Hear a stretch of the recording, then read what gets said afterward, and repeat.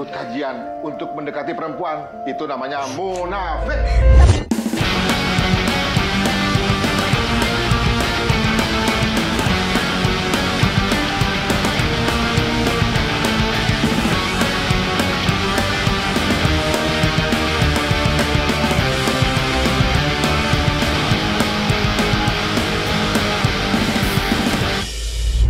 Saya Agus, balik lagi di Kolom Sinema. Nah, kali ini saya akan membincangkan film spesial yang diproduksi oleh teman-teman sineas di Kota Tasikmalaya. Film yang sebenarnya sudah tayang sejak 2 tahun lalu, tepatnya pada tahun 2021. Film yang berjudul Cerita di Langit Tenggara. Film yang disutradari oleh R. Mutat NH dan diproduksi oleh kawan-kawan Tembolok Family, kemudian Salom Planner dan juga Orang Tasik Production. Ini film yang dijadikan video soundtrack dari lagu Ica Anissa, salah satu musisi yang ada di Tasikmalaya dan pernah juga beberapa kali bekerja sama dalam program bersama dengan Langgam, kawan-kawan. Film ini dibagi menjadi 3 soundtrack video klip. Yang pertama tentang Tasikmalaya, kemudian tentang Rindu, dan juga tentang Kamu kalau nggak salah. Kawan-kawan boleh koreksi saya kalau saya salah. Dan kabarnya film yang ditulis naskahnya langsung oleh Teh Ica Anissa ini pada bulan Februari lalu ditayangkan di Tasik Creative Center sebagai tempat atau wahana baru bagi para teman-teman yang berkreatif, entah itu di lingkungan kesenian, perfilman, kegiatan budaya, ataupun literasi dan sebagainya. Jadi teman-teman di Tasik punya wahana baru.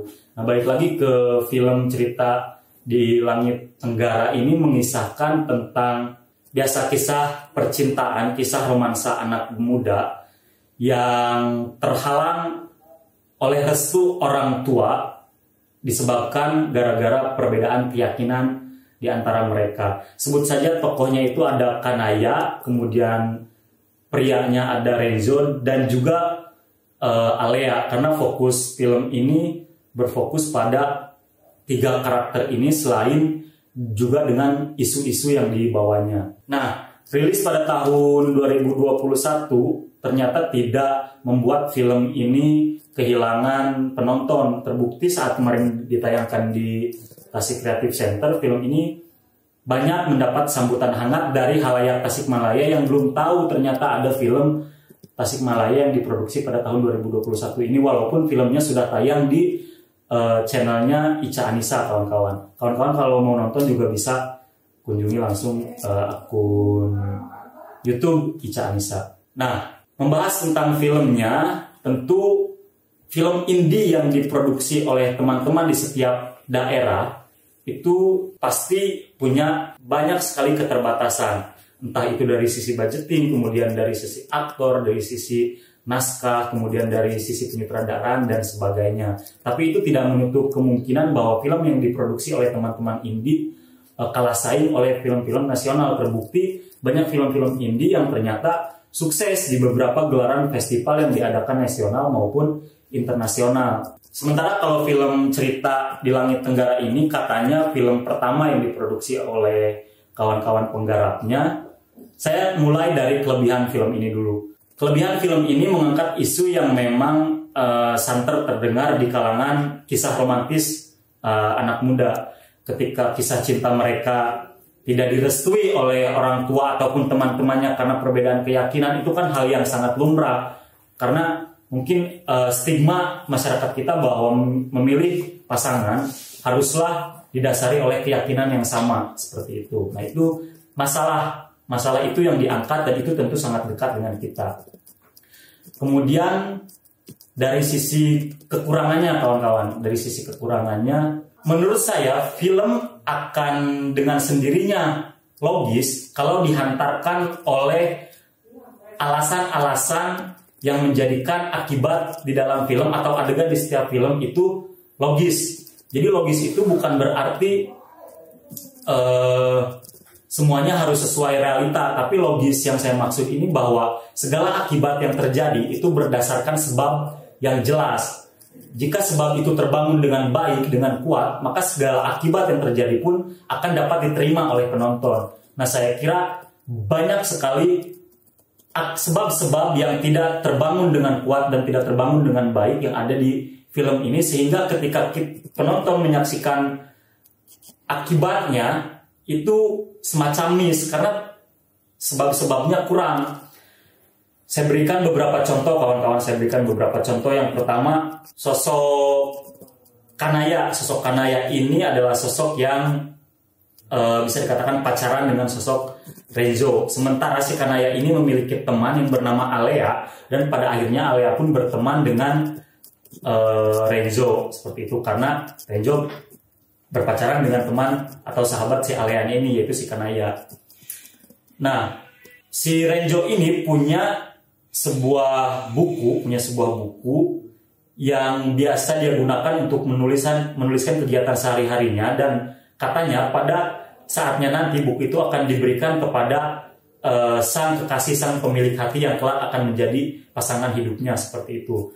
Dan singkat cerita, buku ini akhirnya diberikan kepada si Kanaya, tetapi berhubung kisah percintaan mereka tidak direstui oleh orang tua dari si Kanaya, maka mau tidak mau kisah cinta mereka harus kandas. Nah, harus kandasnya ini yang dimaksud oleh saya tidak terbangun secara baik.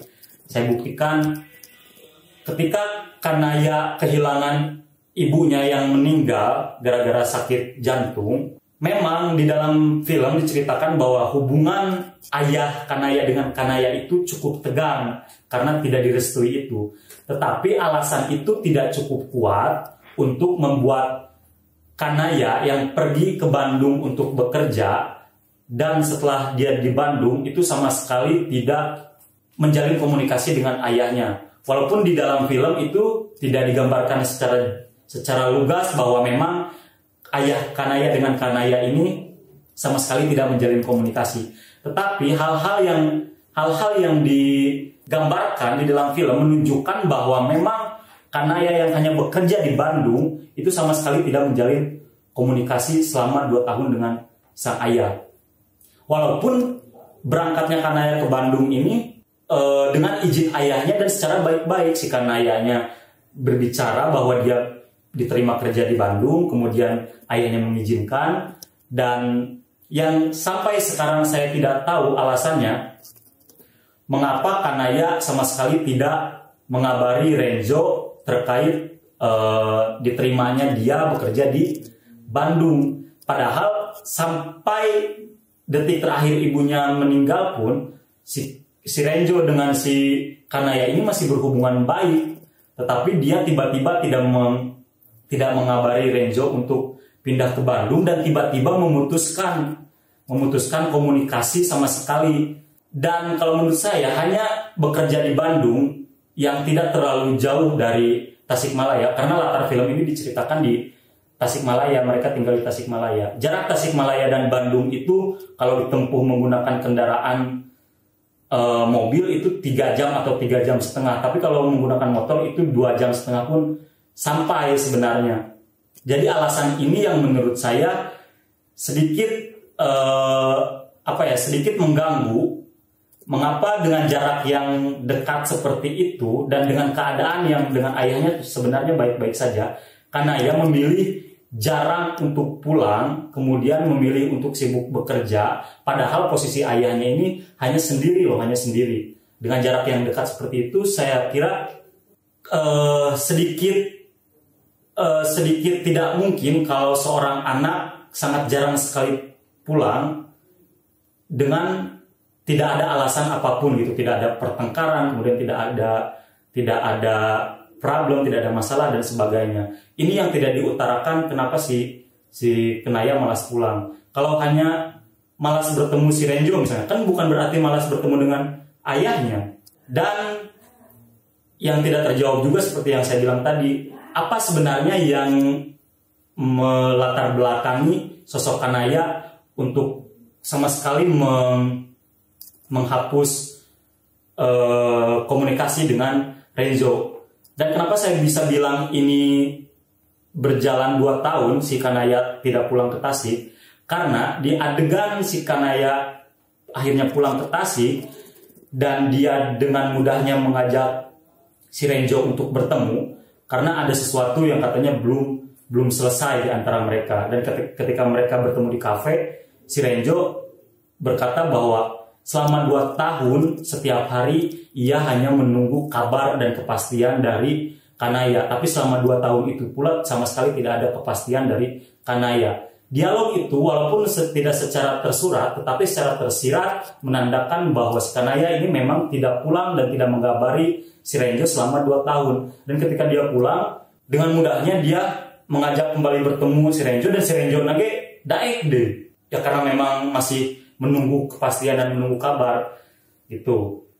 Dan selama si Kanaya ini di Bandung dan tidak ada kabar sama sekali, akhirnya si Renjo ini menjalin cerita baru dengan tokoh Alea, tokoh yang menjadi sahabat dari si Kanaya. Karena si Alea ini punya ayah yang menjadi dosen dari Renjo sekaligus ustadz yang mengarahkan Renjo untuk belajar agama Islam. Diceritanya seperti itu, walaupun hanya tipis. Nah, singkat cerita, ketika si Renjo ini sebenarnya hidupnya sudah baik-baik saja gitu, menjalin hubungan dengan Alea, dan dia sudah berikrar untuk kepada si ayahnya si Alea untuk mau menjadi pendamping hidup dari si Alea. Dan ketika si Kanayanya ini datang, tiba-tiba semuanya buyar lagi. Karena kisah percintaan itu yang katanya belum selesai. Dan selanjutnya apa ya? Ya tadi cerita yang nggak motivasi dia tidak pulang selama 2 tahun itu yang bagi saya sangat mengganggu. Tapi untung ketika latar berpindah ke Bandung, cerita ini terselamatkan kalau menurut saya oleh kehadiran teman si Alea, teman kerja si Alea yang bernama Aldo Basuki. Ini saya suka banget dengan karakter Aldo Basuki ini. Dia memainkan karakter seorang teman yang agak feminin, mungkin bisa disebut agak feminin. Itu benar-benar terasa dia bisa jadi seorang sahabat si Alea si Kanaya yang kadang begitu menghibur, kemudian kadang juga bisa menjadi kakak, terbukti dengan beberapa perkataannya atau beberapa dialognya yang ternyata tidak menjalin komunikasi dengan baik dan rutin dengan orang tua itu hal yang tidak baik, dan itu yang memotivasi akhirnya si Kanaya ini pulang dan menemui ayahnya. Kemudian ada lagi scene ketika dia naik atau muncak ke Gunung Galunggung yang membuktikan bahwa si Kanaya ini memang tidak pulang selama 2 tahun. Ketika dia muncak ke Galunggung, kemudian ada salah satu scene dia bertanya kepada kawannya, apakah perjalanan menyusuri tangga Galunggung ini masih jauh? Nah, anggapan saya ketika dialog itu diucapkan, maka si Kanaya ini sama sekali belum pernah sebelumnya naik ke Galunggung gitu. Karena kalau dia pernah naik atau pernah muncak ke Galunggung, dia pasti tahu jarak menuju puncak Galunggung itu sejauh apa. Tapi karena ada dialog itu, saya jadi beranggapan bahwa sosok Kanaya ini sama sekali belum pernah naik gunung gitu. Tapi ketika mereka sudah sampai puncak, mereka dialog yang tadi itu patah dengan dialog lain, bahwa mereka salah satu temannya itu berdialog, sudah lama ya kita nggak ke sini gitu. Nah, itu kan menandakan bahwa sebelumnya mereka sudah pernah ternyata ke Galunggung. Nah, hal-hal kecil atau hal sederhana itu yang justru membuat bangunan cerita film ini patah dengan sendirinya gitu. Dan karakter-karakter yang sangat membantu kalau menurut saya justru adalah karakter-karakter yang berada di scene-scene yang jarang. Contoh misalnya tadi Aldo Basuki, kemudian ada lagi Boratmi. Nah, itu 2 karakter yang menurut saya selain kuat, itu juga memang sangat cocok diperankan oleh orang-orang yang ada di film ini gitu. Saya nggak tahu nama aslinya Boratme itu siapa, saya nggak tahu Aldo Basuki itu nama aslinya siapa, tapi ketika mereka muncul di dalam film, mereka sangat membantu bangunan film ini agar tetap terlihat kokoh. Yang bisa dilihat dari dialog-dialog mereka yang dituturkan secara natural seperti itu. Dan walaupun banyak hal yang patah, banyak hal dan asumsi yang akhirnya justru membuat rancu film ini, tapi ini tidak menutup tidak menutup apresiasi dari halayak atas terciptanya film ini.